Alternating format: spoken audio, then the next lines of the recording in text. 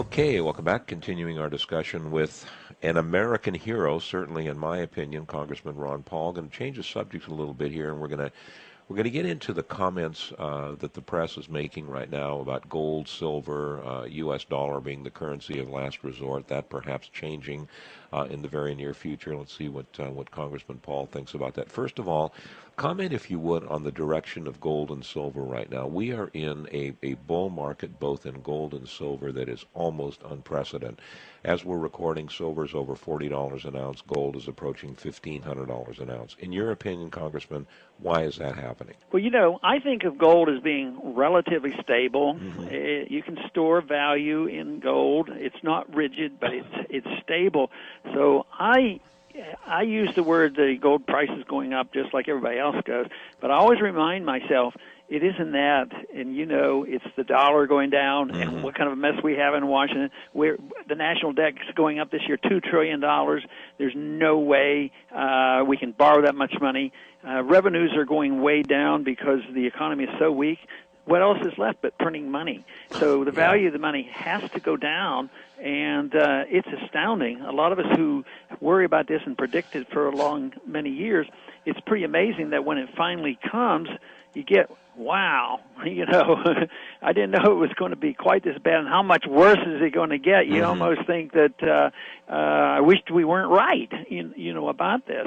But no, it's telling us that it's very, very serious, and quite frankly, I think it's just starting, because remember, gold for a period of time sort of tried to disprove some of our theories, like from 1980 up until 1999. For 20 years, dollar price of gold didn't go up. But I don't think that means there wasn't inflation. The money supply kept increasing, but the psychology of the market was such that they weren't worried enough and they didn't discount it. So right now, I think there's sort of a catch-up. And then there's not only the catch-up, but what we're doing currently with QE2 and probably QE3 coming, but also what they expect to happen in the future. Remember, in 1971, there was a lot of catch-up. Gold was artificially held at $35 an ounce. It broke down. The Bretton Woods broke down. Gold became legalized, and then there was this huge surge. Probably did some overshooting, but it was catch-up too. So it isn't like, well, the money supply goes up 10% this year. Gold prices will go up 10%. All prices will go up. That's not the way it works. It works in fits and starts, and I think that's what we're witnessing. But more and more people are getting frightened, and markets very often tend to overshoot. They undershoot and they overshoot, but I don't think they're on the verge of overshooting yet. I think the dollar has a long way down. And then there's also the big concern that I have, and what drives me and motivates me, is the fact that ultimately you can send the currency to zero. Now that is big trouble, and we could do that to ourselves if we don't wise up.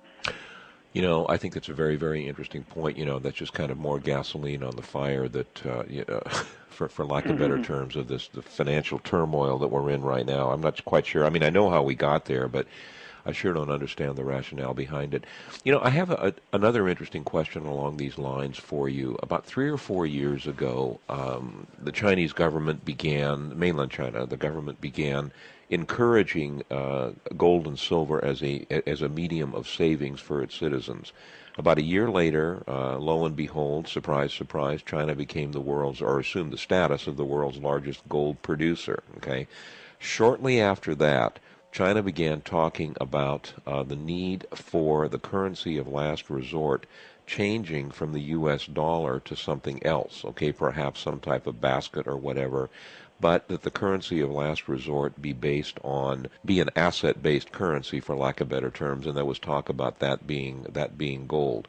I find that to be very, very interesting, given the fact that today China is the world's largest producer of gold, and they could be, I don't have the statistics in front of me, but they're also one of the largest importers of gold. What's that all about? Yeah, and they're still not top. We're still, at least theoretically, our numbers that we report, that we hold a lot more gold than anybody else, and it's 2 or 3 times more than Germany, and China's down. But it's also pretty well recognized that we probably have less than we claim, and China probably has a lot more than they list.